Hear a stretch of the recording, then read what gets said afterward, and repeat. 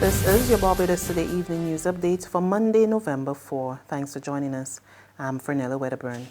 Police are investigating the death of an American visitor at Browns Beach, Bay Street, St. Michael.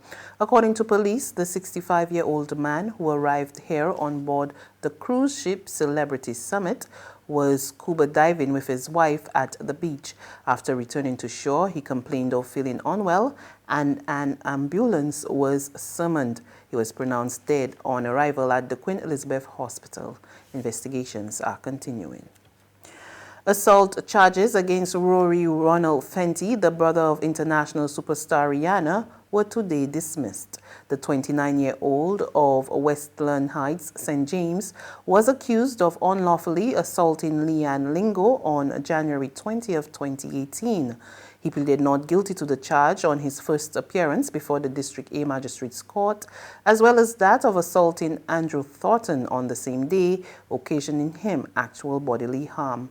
Fenty, who was represented by attorneys at law Romain Marshall and Kimberly Moore, had been on $1,000 bail. However, when his matter was called before Magistrate Christy Coffey Sargent today, the complainants informed the court that they were no longer interested in pursuing their cases. Changes are needed to fast-track the full implementation of the CARICOM single market and economy. The call came today from Barbados' ambassador to CARICOM, David Comishong, as he addressed a one-day regional stakeholders consultation on the CSME under the theme, "What's in it for me?" He suggested that a key move must be the implementation of the Black Business, Labor and Civil Society Consultative Council. He stressed that the region's key stakeholders must be actively involved in the process. The councils really, to me, are part of a very important planning mechanism. And we have to have planning mechanisms in CARICOM. But what seems to have been lacking in these planning mechanisms in the past is the involvement and presence of the private sector, labor, civil society, and youth. We are now making a more concerted effort to bring these entities on board, not only at the heads of government conference level, but also at the level of the councils. And to me, this is very important because not only do they become part of the planning, but they become part of the planning for implementation going forward. At the same time, CSME advisor Desiree Field Ridley is still not satisfied that the average citizen is feeling the true impact of the CSME. She told today's consultation that while the basic infrastructure was in place for the single market, it is still not as efficient as it should be. Field Ridley called for an increase in production and exports, and she wants to see more progress on the free movement of people. There's some challenges, as expected, that we are trying to deal with. What relates to your stay of 6 months and the complaints procedure. If you have a complaint, how that procedure should be implemented. That has not been implemented across the region as it needs to be. And there's some other areas where, in accordance to our treaty provisions, we should have put in place by now contingent rights. We have had decision on that. We've had signing on that.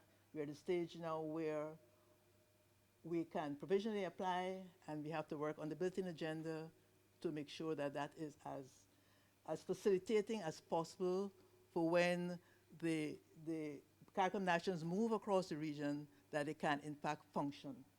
In sports, the West Indies were dealt a heavy blow in their build-up to Wednesday's opening one-day international when they slumped to a 4-wicket defeat against an Afghanistan 11 in a one-day warm-up match in India.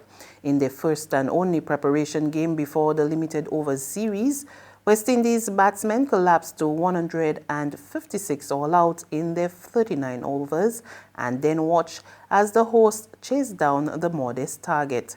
Royston Chase was the foundation for the Windies' efforts with a top score of 41, while former captain Jason Holder chipped in with 31 and Evan Lewis 24. There's regional and international news after this short break. It's Festive Friday at the Bridgetown Night Market at Pelican Craft Center. Kick off the weekend this Friday from 4 p.m. to midnight with loads of food, drinks, and entertainment. Get ready for Crop Over with the Rhythm Roots Street Parade. Party like it's Kadooman Day on the street around Pelican Village with costume reveler, music, and more. It's Festive Friday. It's Festive Friday at the Bridgetown Night Market at Pelican Village Center from 4 p.m. to midnight. Admission free.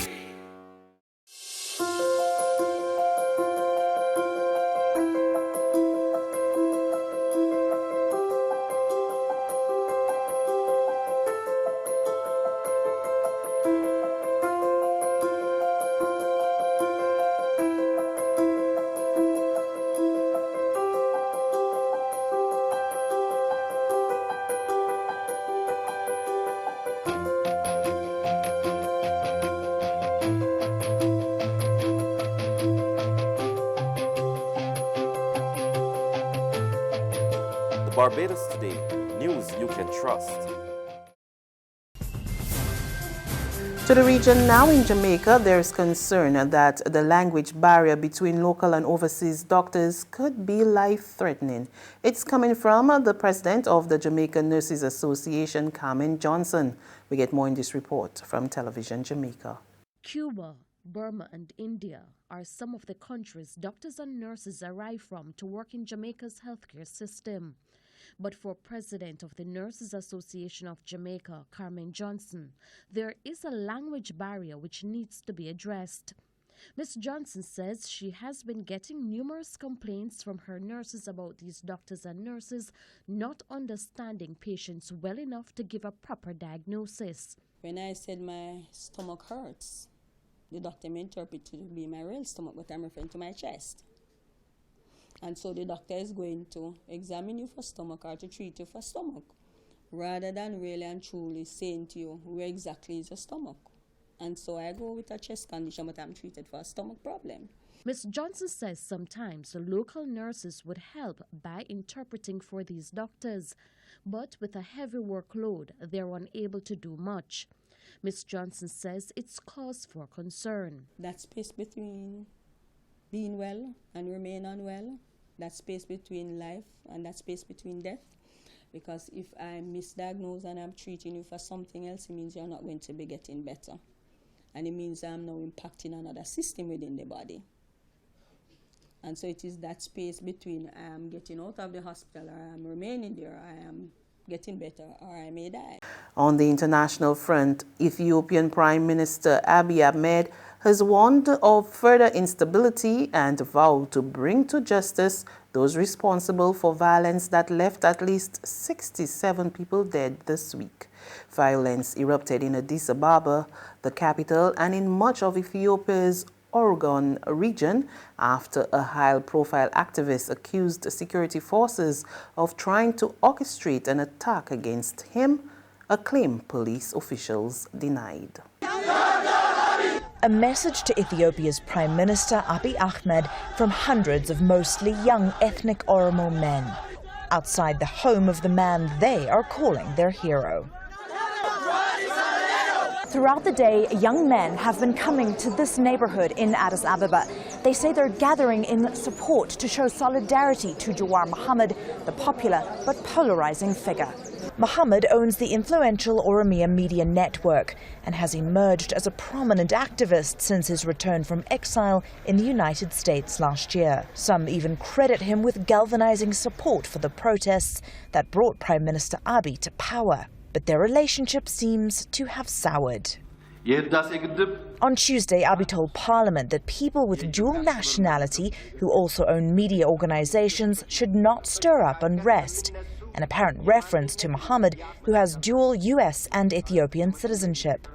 Mohammed calls that a threat. The Prime Minister in the Parliament publicly and openly and harshly threatened the media and myself, which was unusual and unexpected. And that's news. But for the very latest, visit us at our website at www.barbadostoday.bb. You can also subscribe to our e-paper, email updates, or like us on Facebook and sign up for our breaking news alerts via WhatsApp. We're also on Izumi Media in bus terminals, as well as screenplay at supermarkets and gas stations near you. And you can also hear us on Mix 96.9 FM and Capital Media HD 99.3 FM. I'm Fernella Wedderburn. Good evening.